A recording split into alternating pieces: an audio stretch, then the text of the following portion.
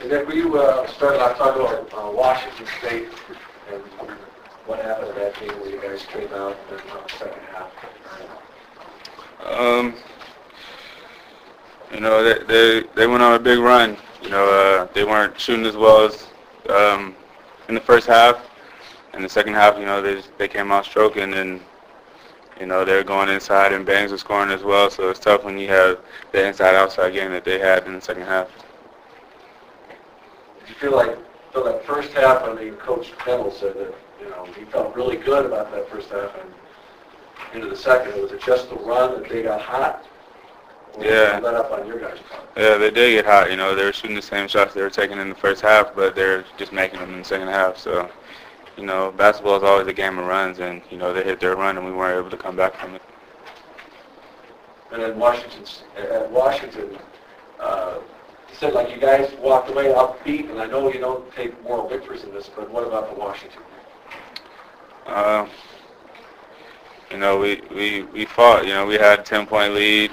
We felt we should have kept that, but you know, it is tough when your opponent is shooting that much more free throws than you. You know, I don't think me, Jordan, maybe Chase had a couple, but I don't think we had any free throws in the second half. So it's tough when your teammates are getting easy bucks like that at the free throw line. And you know, being on the road, it's even tough with the crowd, you know, and adversity. But you know, we still feel we played pretty well. We didn't play our best, but we still stuck with the Pac-10 champs. We beat them already, and we felt we had a chance to beat them again, even at their place. You talk about the character of what happened to Jordan, severe ankle sprain, loses the game, and then he actually comes back and improves 3 more points. He played big for us. You know, he just wanted to do anything to help us win the game, and you know, he wouldn't let an ankle sprain, you know, stop him from helping us, and he came back big for us. You know, even though we didn't win the game, he fought hard, and you know, he left it all on the floor. How beat up are you guys right now between you, Chase, and Jordan, and everybody?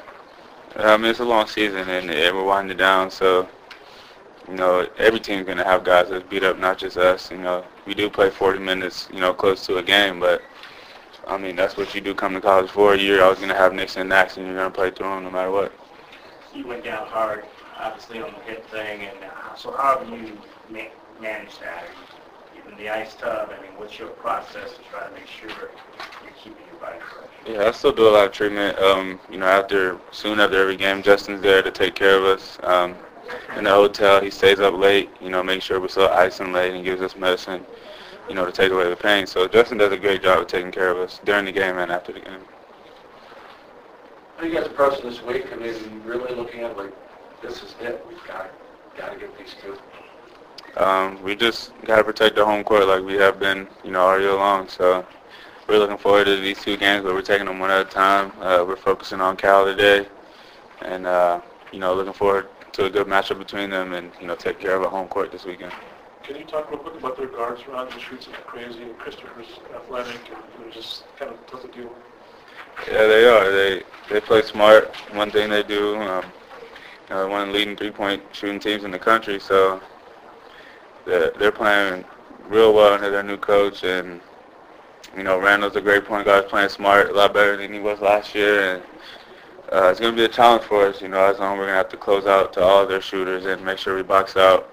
It's one thing that hurt us. You know, in the zone, we tend to not find men to box out at times. So we're going to have to do that whenever they do take their long threes, and there's going to be a lot of long rebounds for the guards. What do you expect from them defensively? Just a lot more man, they're mostly man. Yeah, they're always man. They just do a good job of not fouling, which is smart on them. You know, they don't give teams easy baskets by getting to the free throw line and stopping the clock. So it's going to be a challenge. We're going to have to try and drive them and, you know, force them to create a lot of fouls. Why have you guys been such a different team at home versus just, I guess, more confidence, you know, more energy. We fit out the crowd. It's tough to say because sometimes we do play well on the road. We just don't come out with the victory. So, I don't know. I think we play a lot harder and, you know, with much more energy with the fans behind our back. There's always a difference in free throws home and away, but it seems like it's pretty big this year. Have you noticed on the road just more so than normally you're not getting calls, maybe last year, the year before you might have? Right. I mean, there's always a home court advantage, you know, with free throws. We just have to take advantage of that, you know, this weekend, knowing that we are at home, so we're going to get a little bit more calls than we normally do on the road. So just keep attacking the basket like we did, and calls will start coming our way. Nick, I know Coach Olson has been at several games this year. Being on Thursdays and former players coming back, will that give you guys any extra jolt considering what's going to happen Thursday? I think we'll be pretty, you know, hype anyway, since it is our last 2 home games of the season. So that will contribute, Coach O and, you know, other players coming. But we still got to focus on what we do, and, you know, we'll still be pretty excited no matter what. When he comes back to the locker room after the games, what's he saying? Is he saying anything profound at all to you guys? He didn't say much. He just said congratulations, and he loves watching us play, stuff like that. Nick, the time you did spend with Lute Olson, what did he do for you as an individual and the game? He gives you a lot of insight. You know, he never leaves anybody behind. Even though I wasn't playing that much my freshman year, he still stuck with me in practice. You know, I made sure I got better every day. You know, he didn't just focus all on the starters and stuff, even though they did play, you know, most of the minutes then. But he still stuck with me, and, you know, still told me he still had confidence in me, and that's all you need from a Hall of Fame coach like that. Is there one thing you remember, one nugget you took away from him? Something that stands out? One thing he always said was, you know, don't talk about it, be about it. You know, we used to have a lot of meetings, and he said it wouldn't mean anything if you wouldn't do it on the floor. So he just said, don't talk about it, be about it.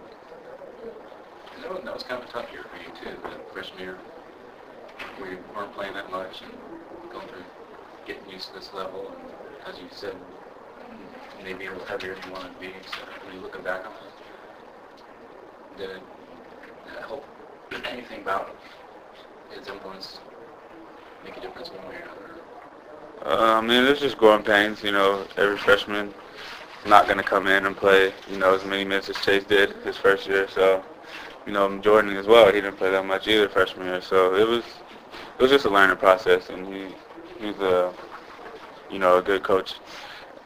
One of the best, you know, helping me, knowing that my confidence was down, that I wasn't playing, you know, make sure he still told me and that I still knew that he had confidence in me. That's it. Seniors have their day Saturday. Your thoughts on Bendy? How he's been helpful for you or whatever? He's been a great morale guy. You know, he plays hard every day in practice. He, you know, makes sure we do what we're supposed to be doing. You know, he's our senior leader, him and Baga. He leads a lot of our meetings, a lot of our huddles, and, you know, he's big for us. A lot of our guys look up to him, even though he doesn't give as many minutes as he wants. You know, he's still been through the whole process many times. So he's a key guy for us, even though he doesn't play that much. And Baga, you mentioned a month or so ago, he was kind of like the cheerleader before the game. He gets you guys riled up in weird ways. Just think about something, too. Yeah, he's just our energy guy off the bench. You know, he's always the first guy standing up when we make plays. He's always clapping, and, you know, even when we do lose, he's always giving guys high fives in the locker room, making sure we're keeping our heads up. So he's a great guy to be around, and he's a great dude to have on the team. Anything you remember about David? You just shook your head and said, "This guy's nuts," or, you know, 'cause he does do some kind of weird things. Like, do you think he could go on? I mean, he just cracks jokes about the coaching staff a lot. You know, all teams do it. You know, mimic the coaches and what they say in practice or meetings and things like that. So he's just a funny guy to be around. If the situation were different, Nick, could you be that kind of player? If you weren't on the floor, if you weren't a starter, could you be that kind of? Yeah, I mean, if I feel there were other guys on the team that could help better than I could, and yeah, you know, I know my role. Everybody on the team knows their roles, and Bag is one of the main guys that knows his. You know, he knows he's not going to play, so he does the next best thing and, you know, uplifts everybody else. Is there anything else for Nick? Thank you.